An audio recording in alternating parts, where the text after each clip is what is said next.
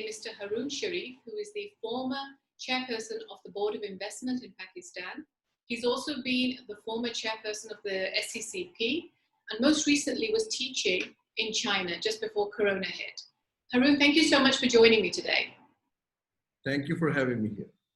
Haroon, tell me, we're hearing a lot of chatter on this new Cold War between the United States and China. Do you agree with that? Do you think that's what we're seeing happening? Well, Najma, what was happening was it's not a new Cold War. The signs were getting clearer a couple of years back, but it was mostly one-sided coming from the United States, where China was repeatedly reminding us that they were not interested in kind of a trade war. So signals were there, particularly when Donald Trump started, targeting a number of duty structures and starting, accusing on few practices. But China stood firm. They basically maintained their respect for the multilateral system, although they had little influence on multilateral system. But they said, no, we will abide by the rules of the game. Second, they said they were not interested in any kind of Cold War. In fact, they were, the concept of shared prosperity and the community of a shared, future came from President Xi Jinping. Now, what has changed after the COVID-19, pandemic shock to the whole world, that China basically played well and managed to control it, but their GDP has really gotten hit because they were one of the largest production houses in the world and the demand just compressed. Now, under these circumstances, there were two schools of thought. Number one, people thought that global leaders might start cooperating to find solutions for COVID-19. It had some inkling in the beginning, but then the global leaders started confronting and accusing each other. Now I actually see the Cold War getting stronger, unfortunately. Why do you see the Cold War getting stronger at this point? This is what I'm trying to say, that here, we could not get a global leadership to deal with the COVID-19 pandemic. Every country is trying to look inward.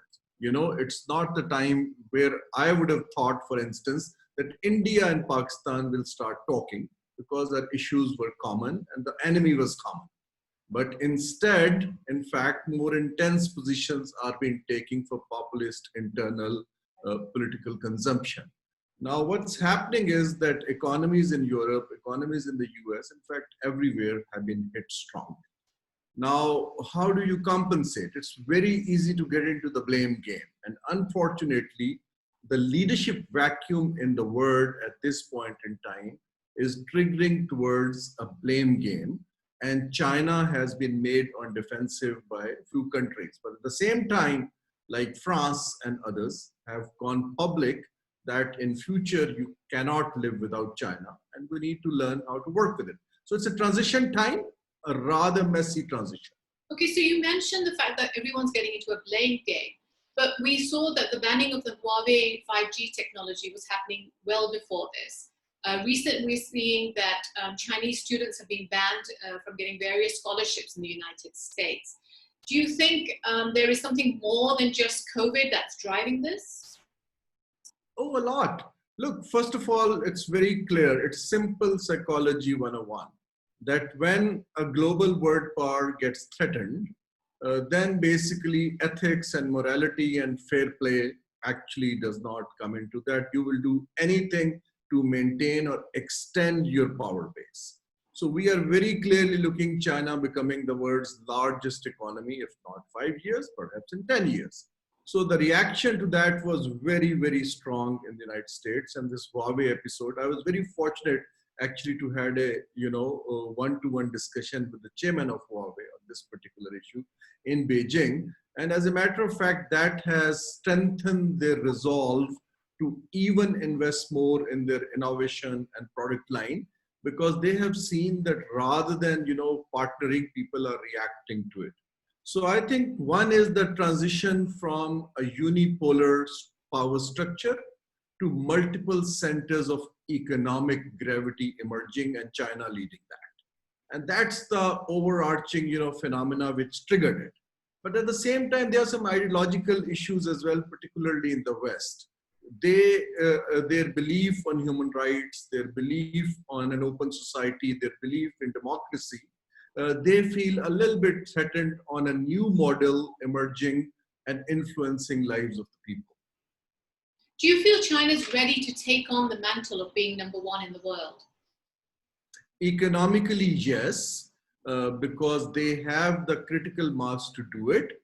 Even if, the demand compression takes place, there would be, if you look at the projections, so China's GDP has gone down by, over 5% after the COVID-19 and the negative side.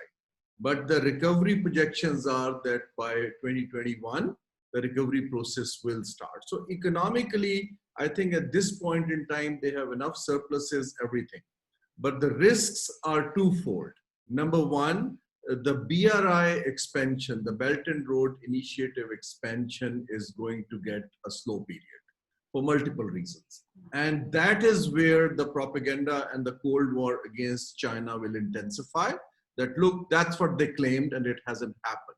It might not be China's fault, but since the partner economies are going to slow down and the loan defaults and others will happen, so China will have to slow down the expansion of Belt and Road Initiative in the foreseeable future. Now, China's readiness, China was not ready to deal with this media war. China is pretty much equipped to deal with the economic game plan. China was pretty much okay, even in diplomacy globally, because their diplomacy was, scoring good points. But this onslaught of media, particularly English speaking and English writing media, China does not have, and that's where they need partners. That's where they need credible proxies to deal with it. So it's interesting you say that, because when we see the world splitting into these camps to some extent, we see very clearly that the United States alignment, you have South Korea standing with the US, you have Australia, you have Japan, and you have India. Who do you see aligning with China and standing in China's camp? I genuinely think that there will be a few European players who will start, standing with China, Italy, and France very clearly. I genuinely think that Pakistan needs to raise the game for two reasons. A, we have been the strategic partner. B, to have a balancing act in the region, we need to, take now some positions. I'm not saying either or, but we need to learn to deal with, multiple partners. But number three, Pakistan does have the intellectual capacity and wherewithal to deal with English-speaking media. And that is where some proxies can be made and a model can be projected and properly communicated. But China definitely will be needing more partners. I would be surprised if there are some Middle Eastern economies which were relying on oil, production only. Because of the proximity advantage, they start tilting closer to China as well in future. But you're right, in East Asia, the US influence is very visible. So in terms of its soft power, what exactly can China do? For example, we are hearing constant talk of debt traps, which China has got various countries into. I know to some extent recently, China under the G20 debt relief program has delayed payments by many countries. But what are the active steps that China can do to maybe smooth some of the ruffled feathers? China's financial system is now being tested for the first time in past 2 decades. China has been forwarding or advancing debt to partner countries who are working in Belt and Road Initiative, right? Now, after the pandemic, I think my recommendation number one to China would be to very seriously look at restructuring of bilateral debt, particularly in terms of its duration. The longer it is, the easier it is for the countries to pay back. Otherwise, if G20 Paris Club has restructured some of the debts, the expectation would be what is China's response. So I think it is time for China to give a gesture on that side. My worry is otherwise. My worry is the Chinese projects in neighboring countries, because of the nosediving of several economies, there will be defaults that one, which is nothing but natural. Does China have a system to look at, projects, reviving the projects which are threatened to get sick at this point in time? Because two Chinese partner projects go down. Let's take example of Pakistan. Couple of power plants go down for the reason of, very high cost. It will be basically, music to the ear of Western media that, look, we have been talking about. Similarly, anything linked to climate or anything like to emissions, anything like to human rights and labor rights, that is an area China has to invest to increase its soft power. Third and final thing is that investment in knowledge. China is already, attracting lots of international students, but their system of teaching in English, their system of, internet-based digital education remains weak.